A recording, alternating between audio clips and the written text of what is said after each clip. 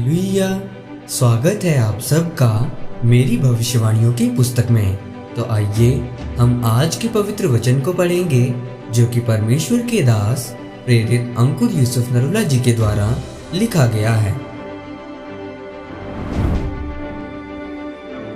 परमेश्वर के अभिषेक का आदर करें। जैसा कि प्रेरितों के काम अध्याय 19 उसकी 11 और 12 आयत में लिखा है, परमेश्वर पौलुस के हाथों से सामर्थ्य के अनोखे काम दिखाता था, यहाँ तक कि रुमाल और अंगोछे उसकी देह से स्पर्श कराकर बीमारों पर डालते थे और उनकी बीमारियां जाती रहती थीं और दुष्ट आत्माएं उनमें से निकल जाया करती थीं। मेरे प्रियो, बाइबल बताती है कि पौलुस की देह से परमेश्वर की सामर्थ्य निकलती थी। शैतान इसीलिए अभिषिक्त लोगों से लड़ता है क्योंकि वो जानता है कि अभिषेक ही है जो आपकी जिंदगी में बदलाव लाता है।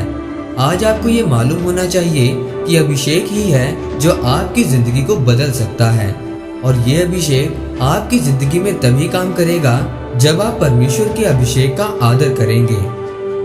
मेरे प्रियो, आज एक विश्वासी जो 10 साल से चर्च आ रहा है, उसकी परेशानी ये है कि उसकी जिंदगी में चमत्कार नहीं है, और एक विश्वासी पहली बार चर्च में आता है जिसकी शादी को 16 साल हो चुके हैं लेकिन उसके कोई भी संतान नहीं है, और उसे मालूम होता है कि चर्च में रुमाल से प्रार्थना होती है और वो रुमाल से प्रार्थना करवाता है और उसकी पत्नी गर्भवती हो जाती है।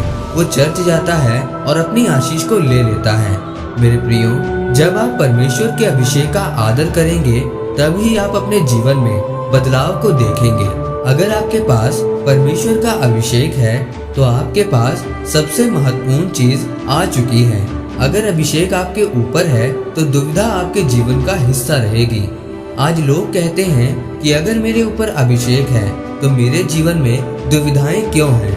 अगर परमेश्वर का आत्मा मेरे ऊपर है तो वो मेरा मार्गदर्शन क्यों नहीं करता?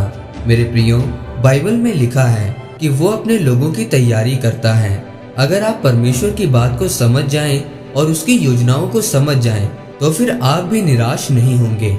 बाइबल में लिखा है कि परमेश्वर का तैयारी करने का एक अलग तरीका है। जब आपकी जिंदगी में परमेश्वर का अभिषेक होता है तो परमेश्वर अपनी योजनाओं को आपके ऊपर जाहिर करता है। परमेश्वर का अभिषेक आपके वंशों के श्रापों को तोड़ देता है। अभिषेक हमें वो ज्ञान, वो बुद्धि देता है जिसे कोई पढ़ाई भी नहीं दे सकती है।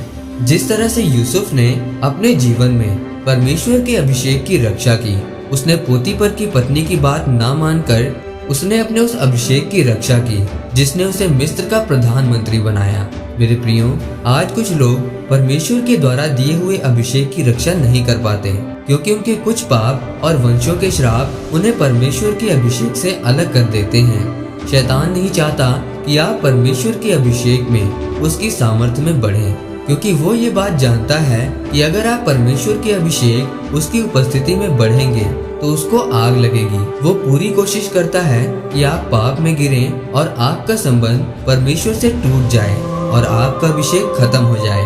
परमेश्वर ने हर चीज अभिषेक में ठहराई है। आज एक व्यापारी बोलता है कि मुझे अभिषेक क्यों चाहिए? अभिषेक ही है जो आपके बंधन को तोड़ता है। बाइबल कहती है कि ये अभिषेक आपको श्रापों से अलग करता है, ऐसा बनाता है कि आप परमेश्वर के अनुग्रह को आकर्षित करते हैं। वो अनुग्रह लोगों का हो सकता है, सरकार का हो सकता है। इस अभिषेक के द्वारा परमेश्वर आपकी जिंदगी में सहायकों को भेजता है।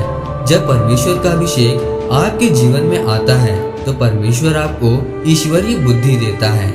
मेरे प्रियो, इसीलिए आप भी परमेश्वर के अभिषेक में प्रतिदिन बढ़ते जाएं, जिससे परमेश्वर आपके जीवन में अद्भुत कामों को कर सके। शैतान आपको बार बार गिराने की कोशिश करेगा।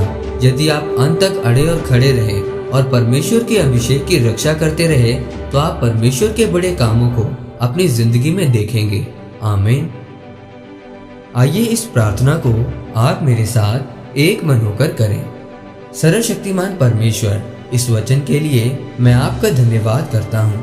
परमेश्वर, मैं आपसे प्रार्थना करता हूँ कि आप अभिषेक में बढ़ने में मेरी सहायता करें। पवित्र आत्मा मेरी अगुवाई करे कि मैं आपके मार्गों पर चल सकूं। प्रभु यीशु मसीह के नाम में आमीन। परमेश्वर आप सबको आज के वचन के ऊपर मनन करने के द्वारा आशीषित करे। आमीन।